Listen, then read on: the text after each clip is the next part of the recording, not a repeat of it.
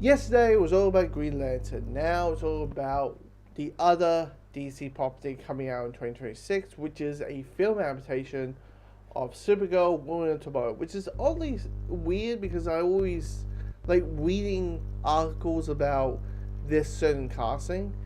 I'm like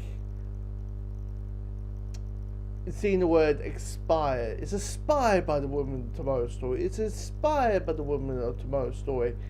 Not, it's based on it. Like, literally, this is the adaptation. They're basically making this into a movie. They're Watchmening it. You know how Watchmen was listening to comic? That's what they're doing. And that's the wording of it, right?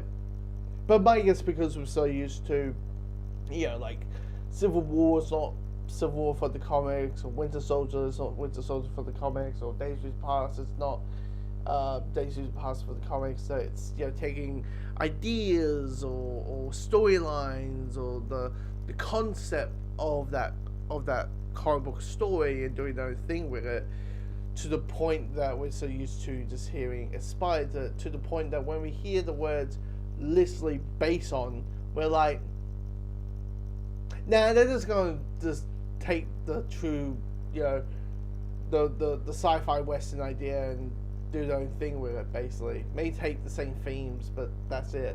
I don't know why I'm holding the copy of my book, the copy of the book. I don't like, this is an audio medium. I don't know why I'm even have it beside me. I think I have it beside me just for reference, just to make sure. Like, wait, hold on a second. Yeah, that kind of thing. Anyway, but we know that Millie Alcock is going to play Kara. We know she's going to be a new Supergirl in 2026, maybe even earlier. Like, we might see her in Superman, even as like a post-credit scene or whatever. But we know that Millie Alcock from House of Dragon is going to be Supergirl, which every Australian outlet went berserk over. That they really want to make every person know who lived in Australia that Supergirl, the new Supergirl, was going to be played by Australian.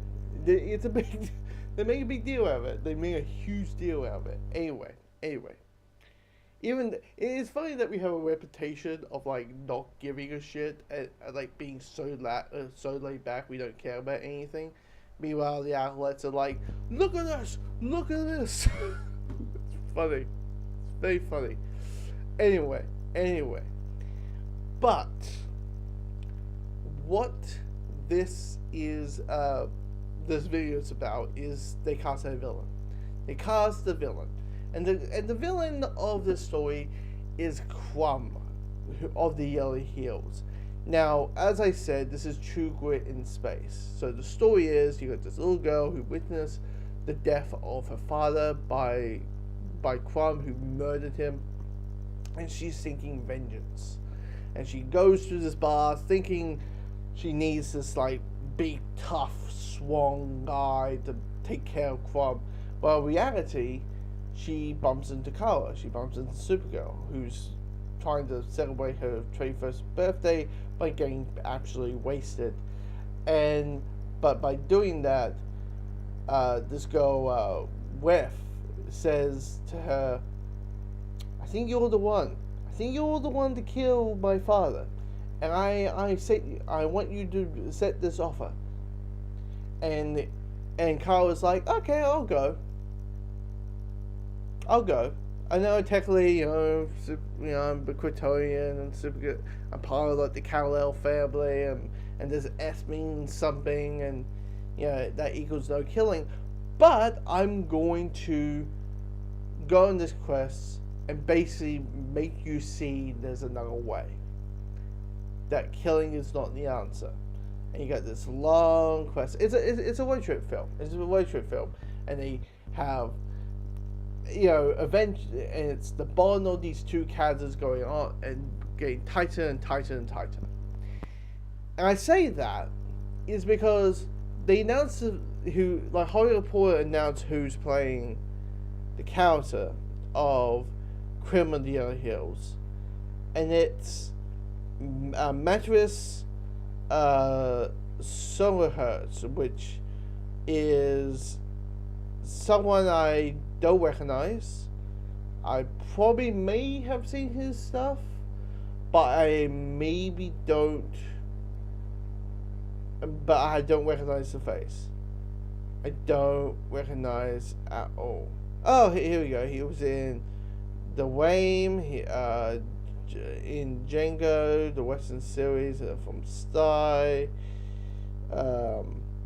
Lost and Bone. He was in the Old Guard. Oh, he was in the Old Guard. Yeah. And he was in Red Sparrow with the Gemma Lawrence spy thriller. The one that everybody joked about it being the Black Widow movie before the Black Widow film, that film. So he's been on that. He's been in several things. It's like, okay, but I didn't link the face to the name and be like, oh, that guy. But the thing is, the reason I told the story of Woman of Tomorrow is Krem isn't.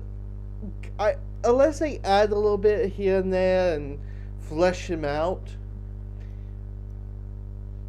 Krem isn't the main focus. This is a villain that is there to move the plot forward. He is the MacGuffin. He's the MacGuffin. He is the Lost Ark. He's the he is the Lost Ark. It's all about vengeance. Vengeance is basically get to the person so I can kill them, right? So, and Krem of the Iron Heels is just that. It's all about we need to get to him, and the only time we see him in the book is when Kara and Rafe sees him. So there's not really much of fleshing out. There isn't much of depth with the character. Now I only read the book once, so bear with me. Maybe there is, but this is a world that I can see be very small. I can see this is a world that not anyone can play. I always find that a little bit come on, if there's a sense of oh, even I can play the character, it's no. Clearly they think this guy is the best person for the world, but it's a small world. And what my guess is what they're trying to do, unless they're once again adding more to this character, is get someone who is a good actor, so the material can be elevated, and so the material can be elevated. And it seems like from his credits, he can do that. And here's the thing. This movie sounds great. I mean, you got the director of I, Tonya, Dumb Money, Cruella, the Fight Night remake. Also, another Australian, Australian director.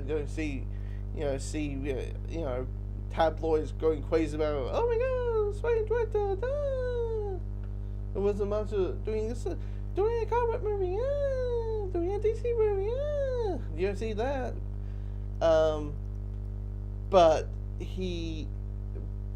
knowing those credits, I, Tonya, Dumb Money, and Cruella, which was hell of a lot better than I thought it would be, and had any weight of being. I'm looking forward to this film. I think, and the director list who they got for this new DC universe shows that it is going to be yes, it's going to be connected. Yes, it is. But if you're that person who's everything feels the same. If you're a person at Marvel, if you're a fan of Marvel, but you're I kind of wish it. They let directors kind of put their tone and feel and their thumbprint on it versus them just feeling like a TV director. They just come in and direct a movie and that's it. So the casting of it, I'm thinking, okay, it's a small role. So hopefully what happens is he's able to elevate it. And if the role he has, because here's the thing, Woman of Tomorrow is not that much of an action heavy book.